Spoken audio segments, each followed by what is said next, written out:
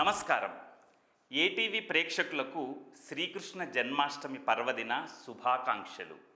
ఒకసారి శ్రీకృష్ణ పరమాత్మ పుట్టినరోజు వచ్చింది. అది అందరికీ ఆనందోత్సవాల పండుగ కదా. ద్వారకలో ఎటు చూసినా కోలాహలమే.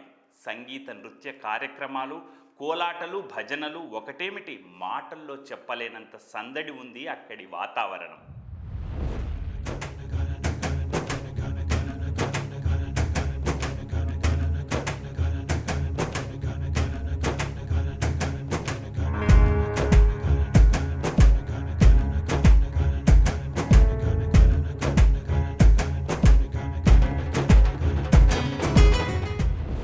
కానీ కృష్ణుడు జనం మధ్యలోకి రాలేదు. సంబరాల్లో పాల్గొనకుండా ఇంట్లోనే కూర్చున్నాడు.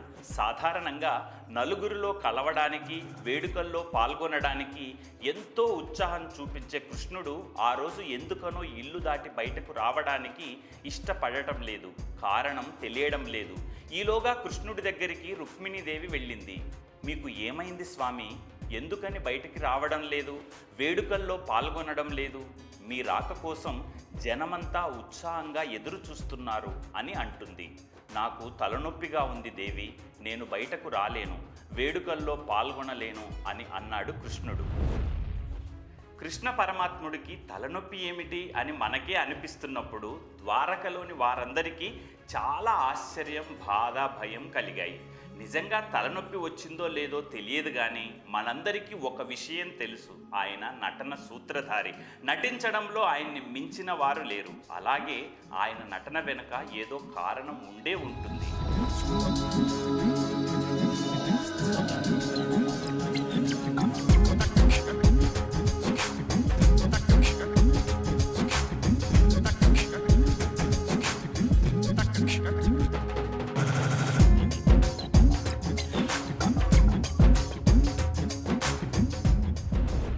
వెంటనే వైద్యులను రప్పించింది. ఆగ మేఘాల మీద వైద్యులు వచ్చారు. కృష్ణుడికి మందు ఇవ్వడానికి వాళ్ళు ప్రయత్నించారు. జనం కూడా చుట్టూ చేరారు. ఎందుకంటే కృష్ణుడి తలనొప్పి ఎంత తొందరగా తగ్గిపోతే అంత తొందరగా ఆయన వచ్చి తమతో వేడుకల్లో పాల్గొంటాడు అని. ఈ మందులు నా మీద పని చేయవు అని అన్నాడు శ్రీకృష్ణుడు. వైద్యులకు ఏం చేయాలో దిక్కు తోచడం లేదు. మరి ఇంకేం చేద్దాం అని జనం కూడా ఆలోచిస్తున్నారు. ఈలోగా సత్యభామ వచ్చింది. నారదుడు కూడా వచ్చాడు. ఏమైంది? కృష్ణుడి తలనొప్పిని ఎలా తగ్గించాలి అని అందరూ కంగారు పడుతున్నారు. శ్రీకృష్ణుడు నెమ్మదిగా ఇలా అన్నాడు, నన్ను నిజంగా ప్రేమించే వాళ్ళు ఎవరైనా మీ పాదాల చెంత నుంచి కొంత ధూళి తీసి నా తల మీద రుద్దండి, నొప్పి తగ్గిపోతుంది అని.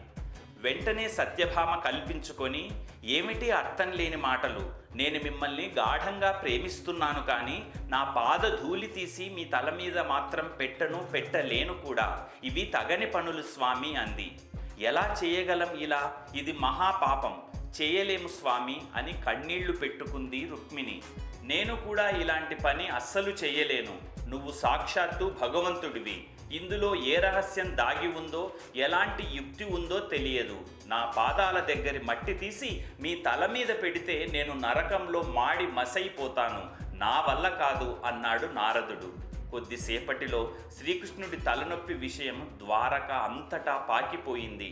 ఆయన అంటే ప్రేమ ఉంది, కానీ మేము ఇలాంటి పని చేయలేము, నరకానికి పోలేము అని అనుకున్నారు. వేడుకల కోసం, కృష్ణుడి రాక కోసం ఉత్సవం ఎదురు చూస్తోంది, కానీ కృష్ణుడు మాత్రం తలనొప్పితో కూర్చున్నాడు. ఇంతలో రుక్మిణి బృందావనంలో రాధా గోపికలు ఉన్నారు. వారికి ఈ విషయం చెప్పి వారిలో ఎవరైనా పాదధూళి ఇస్తే తీసుకురమ్మని నారదుడిని పంపింది. కృష్ణుడి తలనొప్పి వార్త నారదుడి ద్వారా బృందావనం చేరింది. రాధకు, గోపికలకు తెలిసింది. వారు కూడా అయోమయంలో పడ్డారు. రాధకు శ్రీకృష్ణ పరమాత్ముడంటే చెప్పలేనంత ప్రేమ. గోపికలు కూడా కృష్ణుడి తలనొప్పికి తల్లడిల్లిపోయారు. గోపికలందరికీ కృష్ణుడంటే వల్ల మాలిన భగత్ ప్రేమ.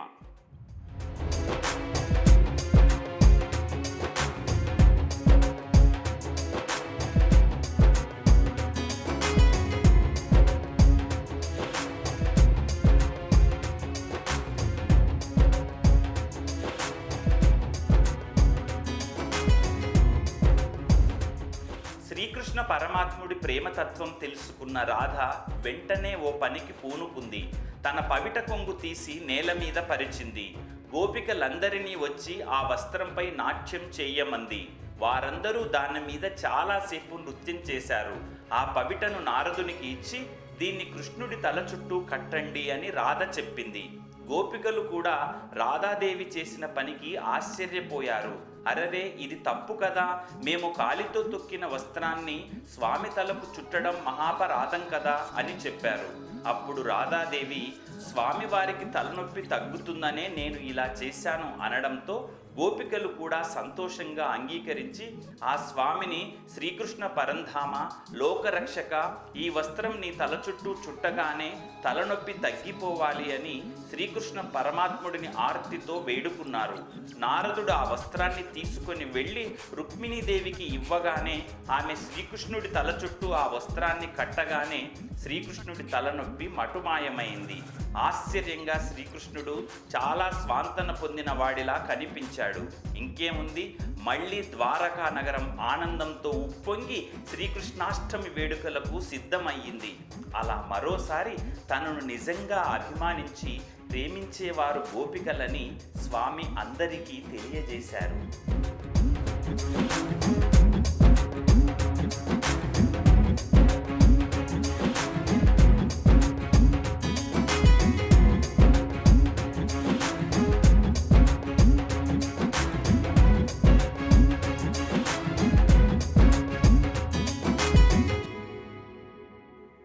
శ్రీకృష్ణుడు ఎప్పుడు దేనికి విలువ ఇస్తారో స్పష్టంగా తెలిసింది రుక్మిణీదేవికి మాత్రమే. ఎంతైనా ఆమె స్వామివారి హృదయేశ్వరి కదా. వారిద్దరి అనురాగం అలాంటిది. ఎందరు రాజులు స్వామివారితో పాటు తిరిగినా, వారి రాజ్యాలను స్వామివారికి కానుకలుగా ఇచ్చినా ఆయన వాటిని తృణప్రాయంగా భావించేవారు. కానీ భక్తితో, ప్రేమతో చేసే చిన్న పని కూడా ఎంతో విలువైనదిగా శ్రీకృష్ణుడు స్వీకరించేవాడు. సర్వం Srikrishna Charanaravinda సమర్పణమస్తు. Hi, this is Shiva Reddy, Tollywood movie and mimicry artist. ATV Health, ATV Devotional and ATV News. Please subscribe, like and share.